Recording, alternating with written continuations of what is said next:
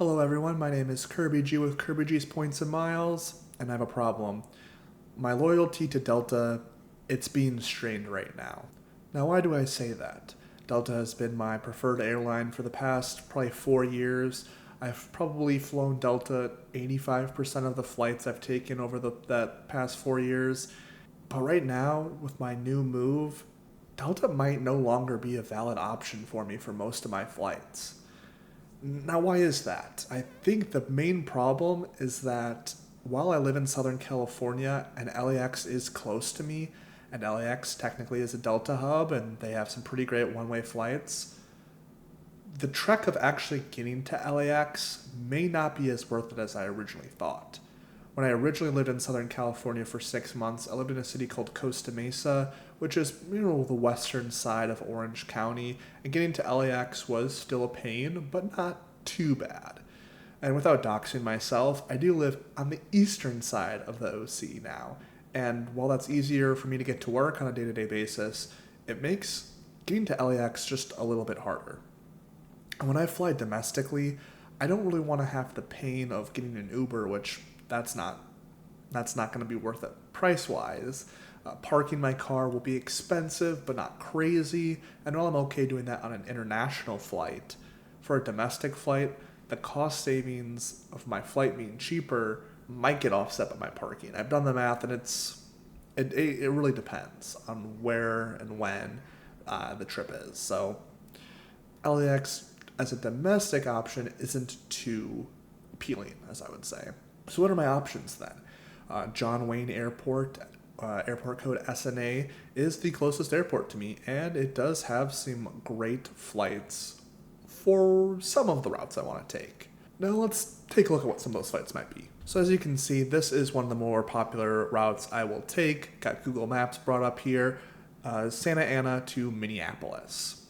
As you can see here, the cheapest flight is a Frontier Airlines flight with a nice 6 hour layover in Denver.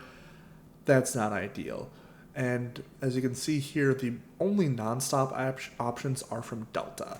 And while they are pricey, having a direct flight is very nice. Living in Southern California, it really has taught me how long flights can truly be domestically, and is $200 worth the difference between some of these layovers? I think so. And so let's look at some of the other options here. Again, like this has a 18-hour layover in Denver. That's not happening. Okay, this one has a 4-hour layover at O'Hare. That's not ideal either. So this nonstop Delta flight is something that I will be using in the future. I probably fly back to Minneapolis 2 to 3 times a year, roughly, and I do have 100,000 Delta miles. So will I be paying for cash for this? Not always, but if I have to, I have to. So what are my other options for other routes? So there are this route right here, Santa Ana to Appleton, Wisconsin. It's fairly close to where my hometown is, and American has some decent options. When I look at Delta, I'm not flying at 9:30 p.m., getting there at 11:25 a.m. 2 stops, that's not going to happen. Again, another Delta, 2 stops, not going to happen. $700, I'm not paying that. So American, for $300, that's something I maybe have to start considering more. The other option is Santa Ana to Chicago or Milwaukee. The difference between Milwaukee and Chicago is it's about an hour-ish, and I really don't, as easy as it would be to fly into Milwaukee, it'd be nice for my parents to come pick me up. I don't think Milwaukee is going to be a valid option anymore, just because there are direct flights to Chicago. If I want to make it easier, I should fly into Appleton. So even though Appleton, Milwaukee, and Chicago are fairly close to each other and in relation to where my parents live, when I go to visit them for things like Christmas or just other times I decide to fly home, it really leaves it to Appleton or Chicago as those airports I fly into. So again, nonstop, less than $350. That's pretty solid. Again, there's Spirit here, but we're not going to talk about Spirit.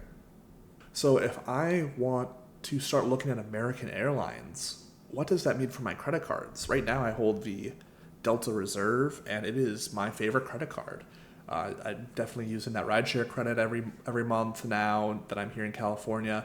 The Resi credit has actually been a little bit harder to use than originally thought, but I've already used my $300 Delta Stays credit.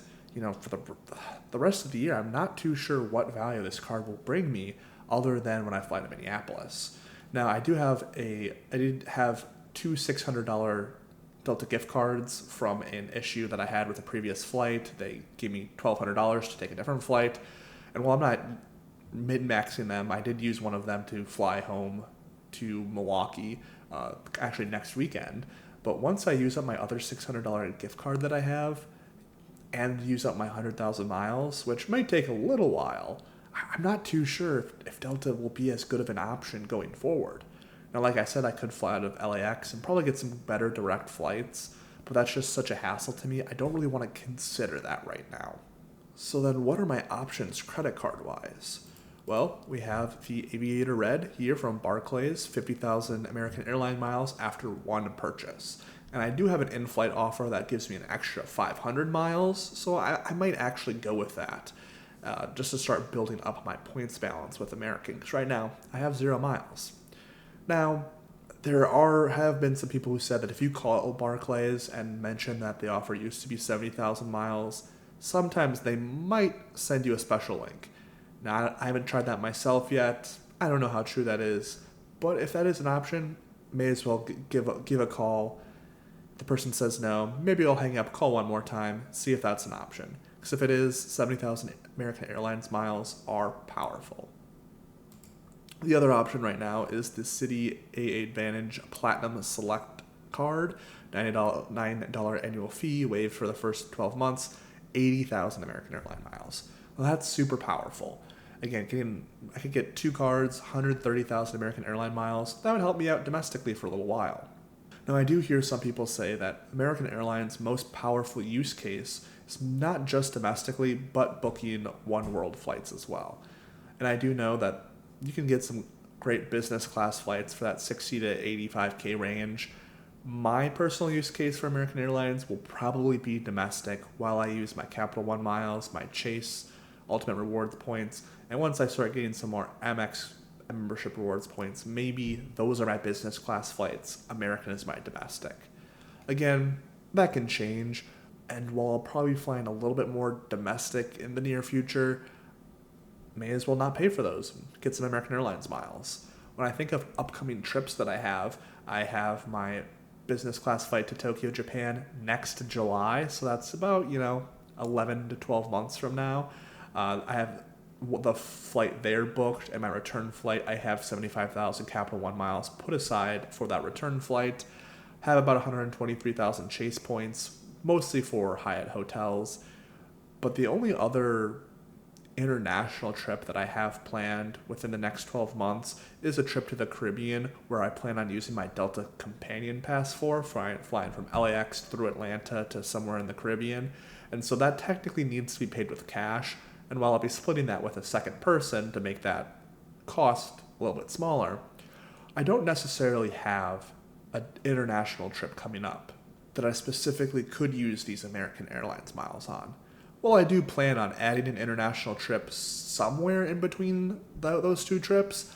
I don't have that planned out yet, and I have some other options for points to make sure that happens. Maybe I just drain out my Delta miles for that one. I'm not too sure. So in the meantime, when I know I have a couple domestic trips coming up, long weekends, maybe American Airlines for domestic travel is a better option than saving them for business class. Now that I've talked about that for a little while, let's look at what some of these points would cost. So Orange County to Milwaukee, round trip, about 20 to 22,000 points. Again, don't want to be landing at Chicago at 546. My mother would not appreciate that. Can go John Wayne to Chicago, 21,000 points. Again, this is not one of the direct flights. Let's see if they have a direct flight option on this day that I chose. Again, non-stop, 22,500 points. Again, while I wouldn't have lounge access at John Wayne or in Chicago, again, I'd be getting picked up in Chicago, wouldn't be spending time at the lounge. 22,000 points, that's pretty solid. Now, what about my other option here? Orange County to Appleton, Wisconsin. Again, I'd have to stop 33,000 miles. Again, some options 54, 38. Again, probably between 33 to 40,000 points. Now, when I look at flights like this, while that points value is not great, the hassle of my parents driving to Chicago to come pick me up, they would be much happier with me flying to Appleton. Well, it can be a little bit harder to get American airline miles. If I switch over my spend from Capital One and Chase to Citi with their new transfer partners, all of the pieces are falling into a line that American Airlines and Citi might need to be something that I consider in the future, specifically for my airport. Now again, I've always been someone, while I've always really wanted the Citi Custom Cash, Citi has never been an issuer that I've really felt that I needed to get into. I have Chase, Amex, Capital One, have a card with US Bank, have the Bilt card. That's a lot of issuers. I don't need Citi. But if American Airlines has the best redemptions for me and best prices, that Citi to American Airlines exclusive transfer partner becomes extremely interesting, and it's something I might consider. I never thought that I'd ever cancel this card, and well, I'd probably just downgrade it to the gold card. This might not have the same power it used to. So, we'll see how my travel goes. Like I said, I still have 100,000 Delta Sky miles to use in the future, and once those are up, maybe it's time to switch over to American. So just taking one more quick look at the Citi Strata Premier. Right now it has 60,000 bonus points, which basically would get me 2 flights from Wisconsin, or from California to Appleton, Wisconsin, roughly. After I get that spend in, that's probably what I would get. And while that's not the best use case for American Airlines miles, when I want to fly internationally, I don't necessarily have to fly business class. I would much rather make sure all of my flights are on points and I'm saving that money than prioritizing business class. And while once I fly Singapore business class to Tokyo, maybe my mind will change about that. Until I hit my first business class flight and that kind of warps my mind into only wanting to fly business, I'm okay taking these less ideal redemptions. Like I said, flying from California to Wisconsin is not the easiest route to get great value points wise.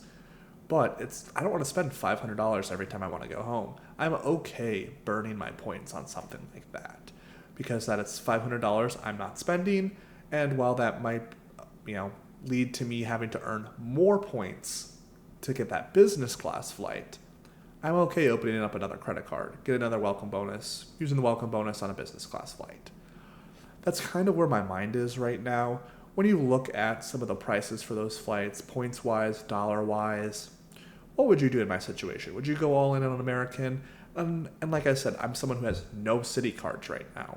And if I were to get American Airlines points, I'd first want to go with the actual American Airlines credit cards before I jumped into Citi. As my velocity for credit cards gets higher and higher, will Citi even approve me? I'm not too sure. I also want to acquire a bunch of Hilton cards for my upcoming Japan trip, as I know I'll need a lot of Hilton points to go to some of the hotels I want to go to. It feels like, right now, that I need lots of credit cards in a short period of time. But that's the puzzle of the credit card game, and I do love solving puzzles. So that'll do it for me today. Just want to thank you all for helping me get through this thought process here. If you like this video, feel free to give it a like, drop a comment below of what you would do in my specific scenario with the routes that I want to take that I'll be flying most commonly domestically. Would you just pay cash? Would you get into the Citi and American Airlines ecosystems? What would you do? As always, I'm on the track to 100 subscribers. Feel free to drop a subscription if you're interested. And most importantly, have a great rest of your day.